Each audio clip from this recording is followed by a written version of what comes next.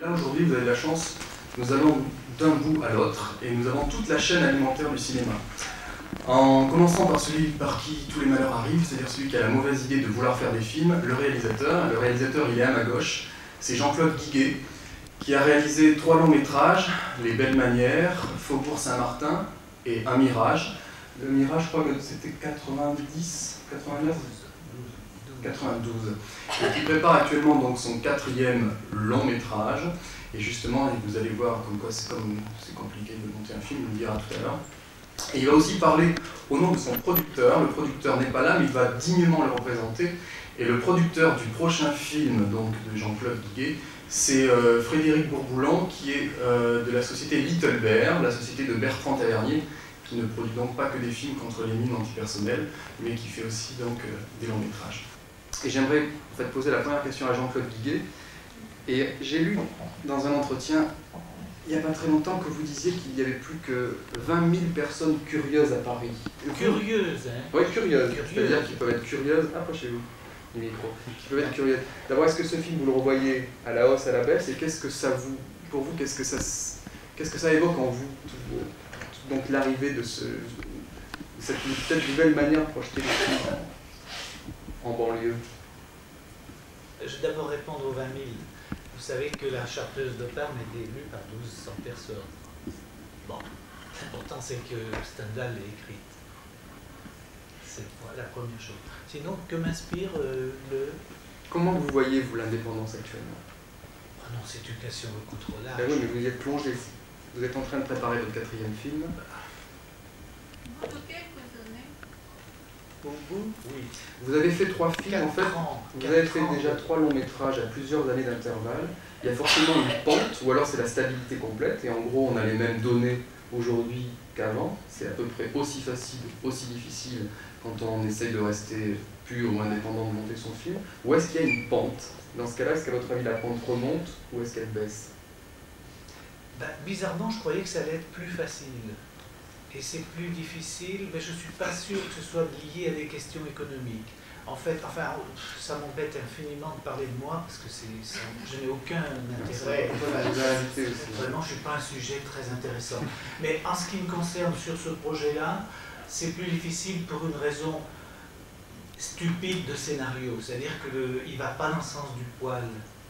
Donc ça grippe. Alors la machine économique, en l'occurrence, les chaînes de télévision qui doivent entrer dans la production ou dans les préachats, sont très révulsés par le scénario et par ce qui s'y passe, donc mettent leur veto. Donc c'est de ma faute si c'est si difficile cette fois. Ça n'a pas été facile les fois précédentes, mais quand même je trouve que ce coup-là, alors vraiment, il est très très très dur à jouer. Donc concrètement, vous attendiez, et vous avez eu finalement après moult péripéties, une aide financière en préachat de Canal+, c'est ça on peut le dire? Oui. Alors, on peut se poser aussi une question candide. Comment on faisait avant quand il n'y avait pas de télé? Où on trouvait l'argent? Le premier film, je l'ai fait il y a 18 ans, avec uniquement l'argent de l'avance sur recette. Alors ça, il ne fallait surtout pas le dire, parce que l'avance sur recette est là pour être le tiers du budget global d'un film.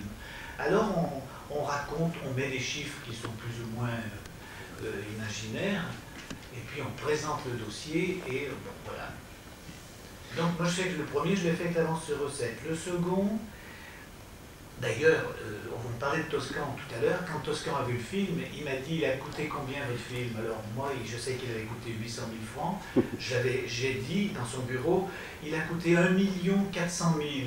Il a dit, oh, c'est extraordinaire, c'est encore plus extraordinaire d'avoir pu faire un film comme ça avec si peu d'argent. S'il savait que c'était la moitié moins. Rien satisfait. Ah oui, oui, oui. Donc le deuxième, je l'ai fait aussi avec l'avance sur recette, mais alors là, c'était plus compliqué parce qu'en fait, j'ai eu l'impression de tomber dans un piège de producteur. Il m'a dit aucun problème, le film se fait, mais sauf qu'au bout d'une semaine, plus personne n'était payé. Donc, soit on continuait, soit on abandonnait, et finalement on a continué en ne payant personne. Enfin, ça, c'est très dur à vivre, hein, parce que c'est difficile de demander. Finalement, les techniciens, ils ont des traitements mensuels à payer, tout ça. Bon, C'était très très dur, et le film a été sauvé grâce à Françoise Fabian et Patachou, qui ont décidé de laisser leur cachet dans la pellicule et puis tout ce qu'il fallait payer. Et donc elle fait gratuitement pour que le film se termine. Ça, c'était Faubourg Saint-Martin. Faubourg Saint-Martin, c'est quand même pas des situations très très plaisantes. Alors le troisième, c'était Le Mirage. Et le troisième, sans aucun souci, le troisième. Le troisième, bizarrement, il y a tout eu. L'avance sur recette, l'avance européenne, une coproduction canadienne parce que j'ai pris une grande actrice québécoise, un peu d'argent allemand parce que j'ai pris un jeune acteur allemand, et un peu d'argent suisse parce que j'ai pris 3 techniciens suisses. Donc là, Le Mirage, il a eu un budget colossal de 10 millions. C'est le même colossal, hein, pour moi, alors vraiment. Ah non, non, Canal, non, non. J'ai jamais eu une chaîne de télévision jusqu'à présent. Donc Le Mirage, parfait. Et puis le prochain, terrible, parce qu'il n'y avait rien, quoi. Et là, aujourd'hui, alors là, je me suis rendu compte qu'aujourd'hui, on ne peut plus faire un film avec l'avance sur recette. En tout cas, pas quand on a mon âge, pas quand...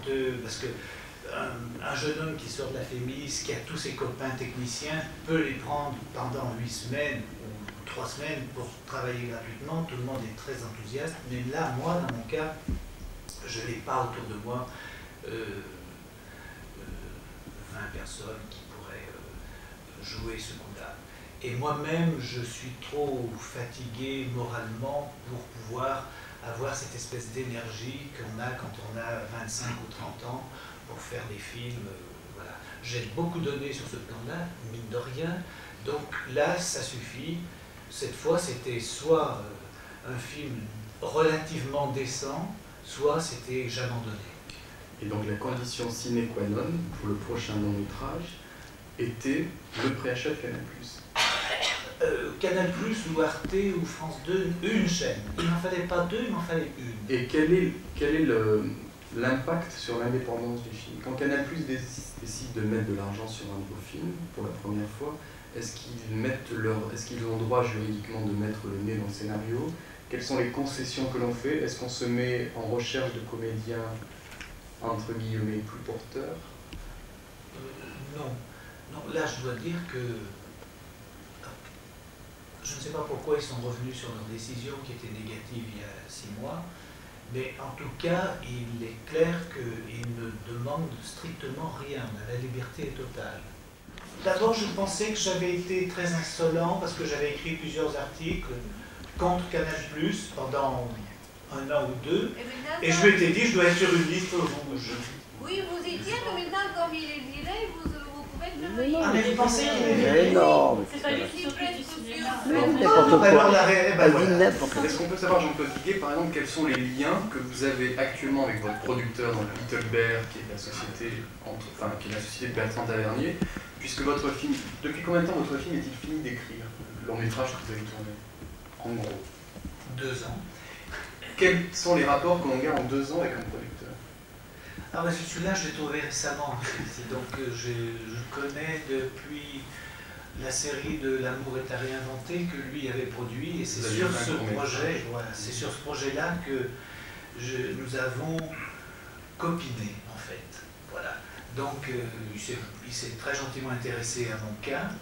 Et comme mon cas était apparemment désespéré et que c'est quelqu'un qui adore les causes extrêmement difficiles et périlleuses, il m'a dit « je vais m'occuper de vous ». Voilà. Je voudrais répondre concernant, là dans ce secteur, sur les salles, les programmateurs de salles de recherche et d'essais en province, et monsieur de la Seine-Saint-Denis a répondu à ma place, mais enfin je voudrais revenir là-dessus. C'est qu'en fait, il ne suffit pas d'avoir un distributeur, il faut aussi que les salles du parc français suivent les films. Parce que c'est comme les parents, il y a les parents qui font des enfants et puis ils les élèvent mal ou ils les abandonnent. Et ça arrive aussi à ce niveau-là. Alors que les salles et les programmateurs qui sont ici, et il y en a 300 en France, nous permettent d'exister sur le long terme. C'est une chose vraiment très importante. À cause des animations et aussi, par exemple, si on fait peu d'entrées à Paris, ils gardent les films pendant plusieurs semaines à des horaires un peu comme ça, ce qui permet finalement aux spectateurs, à la longue et à l'usure, de venir. Et au fur et à mesure, on arrive à avoir un public en province qui nous ignorerait sinon complètement. Et beaucoup de réalisateurs qui sont aujourd'hui, qui font beaucoup d'entrées, ont usé leurs chaussures dans vraiment des pèlerinages dans toutes les villes françaises. Je pense à Manuel Poirier, il est allé de partout, Guy Guion de partout, et il y en a plein comme ça, et brusquement, un jour, ça marche pour eux. Mais ça marche parce qu'ils ne sont pas lassés, vous voyez. Si on était complètement abandonné en province, comme on l'est souvent à Paris, je crois qu'on abandonnerait le combat beaucoup plus vite. Et le fait que les salles de province nous aident à résister justement comme ça à l'oubli, nous permet finalement d'avoir l'énergie suffisante pour pouvoir continuer. Et un jour, ben, ça marche. C'est inexplicable, mais c'est comme ça. Je voulais aussi revenir sur un tout petit détail sur le rapport entre les multiplexes et ceux qui sont à l'opposé, c'est-à-dire les salles de recherche. Je me demande depuis quelque temps, parce que sur ces questions-là, on évolue au fur et à mesure des jours qui passent, si au lieu de se flinguer mutuellement, est-ce qu'on n'aurait pas intérêt à se dire que finalement le centre et la marge, ben, ça devrait plutôt se comprendre ou être sinon complice, en tout cas, si on ne pouvait pas essayer de trouver une espèce non pas de guerre civile, mais de barrière entre nous pour ne pas... Parce qu'en fait, bon, je pense qu'on ne va pas pouvoir lutter longtemps contre les multiplexes, mais peut-être qu'effectivement les multiplexes, un jour, vont apporter aux spectateurs un tel dégoût de la consommation cinématographique qu'ils vont revenir vers nos salles. Moi, je pense que... C'est vrai que les jeunes gens, il y a moins de personnes qui restent au débat, sauf à Hérouville-Saint-Clair, mais ça, c'est un miracle. Je ne comprends pas comment c'est possible. Vous présentez un film là-bas, la salle est pleine, ça fait 20 ans que ça dure, c'est inexplicable. Mais effectivement, je remarque qu'il y a moins de personnes au débat depuis quelques années. Et moi, je pense que ça, c'est dû au fait que les jeunes gens sont nourris dès le berceau, dès l'enfance. Ils sont nourris au grand cinéma de consommation américain, où ils sont nourris au cinéma du pur divertissement. Ils sont nourris, ce que j'appelle moi le cinéma de parc d'attractions. Et bien entendu, on arrive à un moment où ils sont adolescents, ils ne vont pas dans les salles de recherche. Moi, je pense qu'enfin, un jour, ils vont s'apercevoir du néant de tout ça, et probablement qu'ils reviendront vers la communauté, vers l'intérêt du cinéma, qui est quand même un petit peu plus intéressant, puisqu'en fait, le seul cinéma, moi, qui m'intéresse et qui intéresse les gens que je rencontre, c'est répondre à deux questions. Qu'est-ce que l'existence humaine ? Et quelle est la poésie de l'existence, et comment est-ce qu'on la rencontre, comment on rend compte de cette poésie et de cette existence sur un écran. Bon, à un certain âge, on s'en fout, on préfère les effets spéciaux. Et puis à 25 ans, on se dit non, on se pose des questions sur soi, sur les autres, sur le monde, et on revient vers des films un peu plus consistants.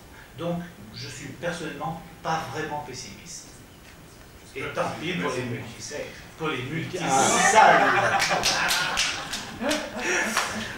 Alors on va bientôt se quitter. Je vais juste finir. Jean-Claude Guillet, vous faites partie de l'Acide, qui est une autre forme de réunion. C'est une réunion de cinéastes qui un jour ont décidé de résister et justement de s'unir pour promouvoir des films. Est-ce que vous pourriez nous dire un peu mieux que moi ce qu'est l'Acide? Ça veut dire c'est une association. L'agence du cinéma indépendant pour la diffusion. Voilà, c'est ça. C'est-à-dire, oui, c'est une ligne de front supplémentaire pour se défendre contre le rouleau compresseur, quoi. C'est-à-dire qu'on choisit un certain nombre de films tous les mois, français et étrangers, qui ne sont pas de grosses machines, et on les propose aux salles de province. Et bon, des copies aussi. voilà, on paye des copies, et puis on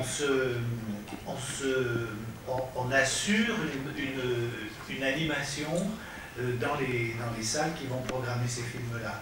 c'est pas forcément l'auteur du film qui y va, s'il est pris ailleurs, c'est moi, c'est d'autres, c'est Claire Denis, on va à la place pour essayer de discuter avec les spectateurs. Voilà, et les faire venir. Jean-Claude? Moi, je voudrais que vous rattrapiez un film admirable qui est passé vraiment comme une illusion d'optique, c'est La Rivière, un film taïwanais absolument de toute beauté. Et puis moi j'aime beaucoup un film qui m'a énormément dérangé, mais que je trouve vraiment d'une facture cinématographique sidérante, ça s'appelle Regarde la mer, de François Ozon. Ou Saint-André-des-Arts. Non, mais là, il va rester celui-là. 50 minutes qui est précédé au moins un an, minimum. d'un cours de 20 minutes. Non, moi, je voudrais parler d'affiche. Je crois qu'il n'est plus à l'affiche. Moi, c'est un film que je voulais distribuer, que j'ai beaucoup aimé et qui a été fusillé, qui est Violetta, la reine de la montagne.